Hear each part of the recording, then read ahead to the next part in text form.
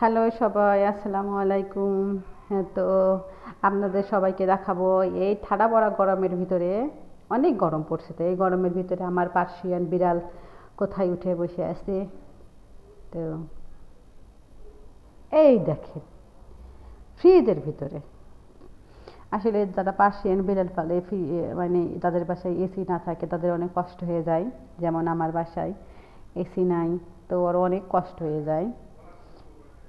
তাই এই ফ্রিজের ভিতরে একটু ঠান্ডা থাকে, ও বসে থাকে, ফ্রিজের কাছে দাঁড়ায় থাকে যে আমি কখন ফ্রিজ খুলবো, ও ফ্রিজের ভিতরে উঠবো। উঠে এই দেখেন কি সুন্দর করে বসে আছে, ঘুমায় আছে। এই দেখেন, পুতুল, পুতুল ভালো লাগে মাম্মা? ফ্রিজের ভিতরে ভালো লাগে? আসো তো, আসো তো, আসো তো, আসো তো। আসবো না, কত সুন্দর করে আরো, মা আরো সুন্দর করে বসলো। এখন ওর ভিতরে ঘুমায়া যাব। বলেন দেখি কতক্ষণে ফ্রিজ খুলে রাখা যায়? নষ্ট হয়ে যাইব না?